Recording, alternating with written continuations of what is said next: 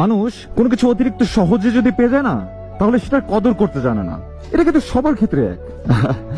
আমাদের ব্যাপারটা হচ্ছে কি, আমরা যখন কোনো কিছু সহজে পেয়ে যাই, আমাদের ভিতরে সেই জিনিসটার প্রতি না ওই আকাঙ্ক্ষা বলেন বা ওই যে কষ্টটা বা এত কষ্টের পরে যে পাওয়া, এই ফিলিংসটা তখন থাকে না, বা এই অনুভূতিটা তখন হয় না। তো তখন আমরা কি করি, আমরা সেই মানুষটাকে যতটা পারি ইগনোর করি।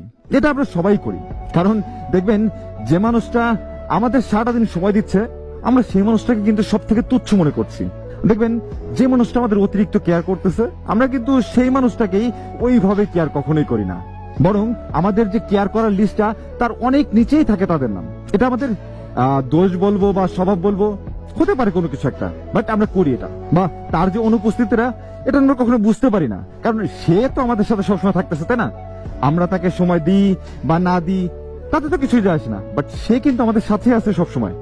বাট ইন দ্য এন্ড, কোনো একটা সময় যদি সেই মানুষটা সময় দেওয়াটা বন্ধ করে দেয়, সে যখন আমাদের কেয়ার করা বন্ধ করে দেয়, তখন হয় কি, আমাদের এই যে ভেতরে যে মানে ফিলিংস গুলো না, এগুলো তখন একটু একটু করে প্রকাশ পায়। কারণ একটা মানুষ যতক্ষণ আমাদের সাথে থাকে, আমরা তাকে ততটা মিস করি না। কারণ আমি যখন ইচ্ছা তখন তাকে পেয়ে যাচ্ছি, তাহলে মিস করার তো কোনো অপশনই আসতেছে না। বাট সে কিন্তু আমাদের মিস করতেছে, কজ আমরা কখন অনলাইনে আসবো, একটা টেক্সট দিব, আর সে খুশি হয়ে যাবে। বাট এই সেম জিনিসটা যখন ঘুরে ফিরে আমাদের কাছে আসে না, তখন আমরা ফিল করতে পারি, হ্যাঁ, ওই মানুষটা আসলেই তাহলে আমাদের অনেক ভালোবেসেছিল। বাট হয়তো অনেকের ক্ষেত্রেই ওই টাইমটায় আসলে বোঝার পরেও সেই মানুষটাকে আর ফিরে পাওয়া সম্ভব হয় না। কারণ আমরা অবহেলা করতে করতে, তুচ্ছ মনে করতে করতে তাকে অনেকটা দূরে সরিয়ে দিই, যার ফলে সে আর কখনো আমাদের লাইফে কামব্যাক করতে পারে না। খেয়াল করে দেখবেন, যে মানুষটাকে আমরা ইগনোর করতেছি, ওই মানুষটার পেছনেও কিন্তু আরো আপনার মতো অনেকেই ঘুরে বেড়াচ্ছে, জাস্ট একটু সময় পাওয়ার জন্য। জাস্ট একটু, বেশি না, একটু সময় পাওয়ার জন্য। আর আপনি তাকে কি করতেছেন, আপনি তাকে পিছে পিছে ঘোরাচ্ছেন। তো দেখা যাবে কি, তার যে এই যে আপনার প্রতি যে ভালোবাসা, তার যে আপনার প্রতি এত কেয়ার, এইসব একটা সময় আপনাকে অনেক বেশি কষ্ট দিবে।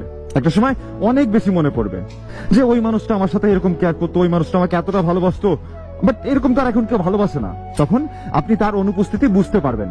আর যখন বুঝতে পারবেন, তখন হয়তো অনেকটা দেরি হয়ে যাবে। কারণ তখন হয়তো সে নিজেকে গুছিয়ে নিয়েছে, অথবা সে হয়তো আপনার যে এই যে অবহেলা বা এই যে আপনার যে তার প্রতি এই যে তুচ্ছ মনোভাব, এটার জন্য সে নিজেকে আস্তে আস্তে আস্তে আস্তে করে আপনার প্রতি যে ভালোবাসাটা ছিল, সেটাকে মেরে ফেলেছে।